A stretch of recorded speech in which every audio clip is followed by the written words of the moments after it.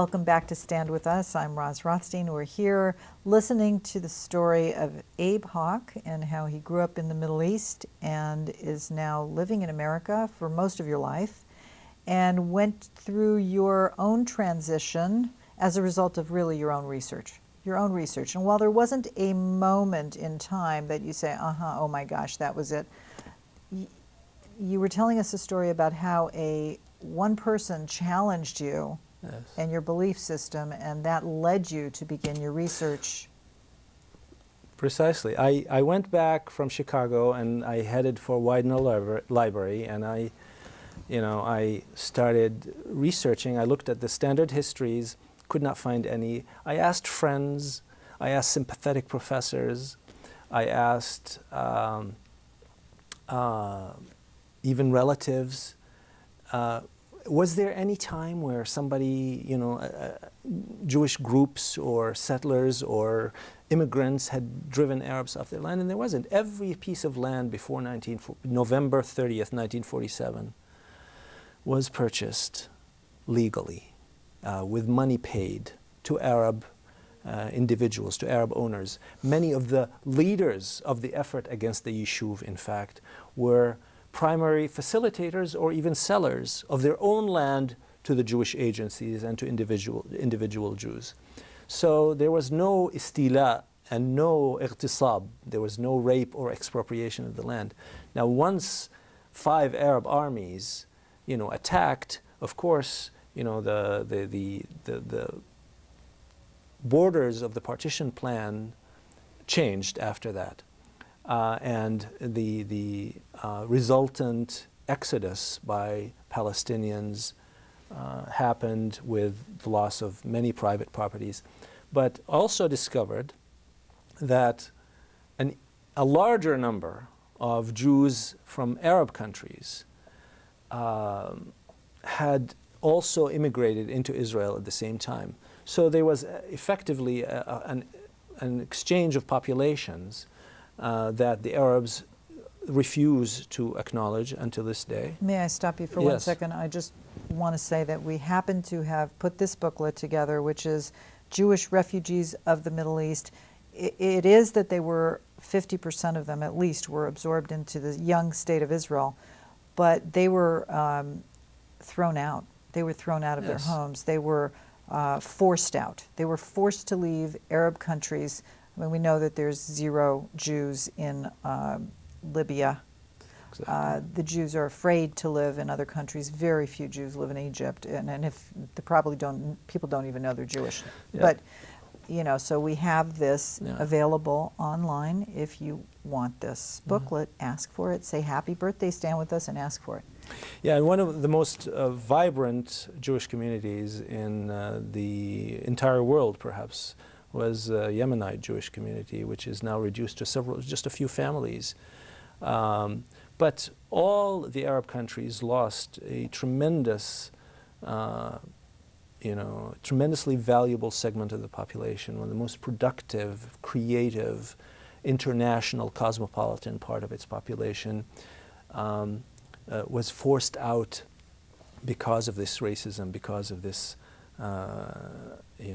hatred of the Jews. So it's a loss for the Arabs, and it's this whole conflict is a loss for the Arabs. It has locked them into a vicious cycle of violence, not only against Israel, which knows how to defend itself very well, but primarily against each other. In every respect, the victims of that conflict has been Arab killed by another Arab. Even within the confines of the West Bank and Gaza, the number of people who were killed and injured by other Palestinians is much greater by several factors than the number hurt by Israel, by Israeli response to terrorism. Look at Syria. I mean, who would have imagined that, all the terrors and all the horror that is being inflicted on that population. And Israel has been treating Yes. Syrians who have been hurt badly, and then they. Yes.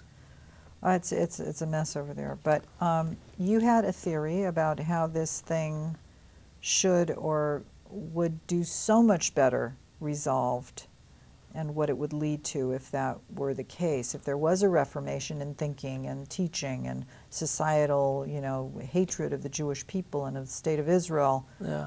Do you think that that would lead to change? Yeah, I think there is a bracing relationship between the effort to destroy the Jewish state and Arab underdevelopment and Arab suffering.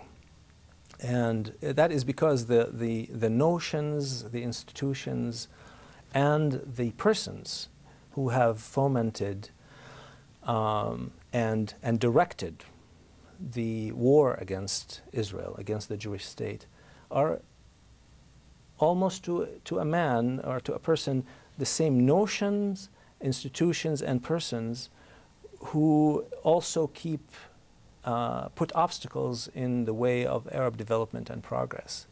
And they will continue to do that because it benefits them, it keeps them in power, until they are defeated, until these notions, institutions, and people are defeated. So the struggle for Israel's security and place in the world is, in a way, also an effort to expose the bankruptcy of these notions, institutions, and people, in the hope that with the new technologies, with the new openness, the Arab people will wake up and change their lot. But it is the enemies of Israel are pretty much the enemies of Arab progress and Arab modernization. So Abe, once again, we've come to the end of a show, and your story and your perspective are quite fascinating. I want to thank you so much, and I'm sure you're going to go on to write and teach and do great things for peace, and I'm sure that will help everybody. So I want to thank you for being with us, and hopefully you'll come on again. I would love to. And again. Thank you. So thank you very much, and thank you all for being with us, and we'll see you next time on Stand With Us. Thank you.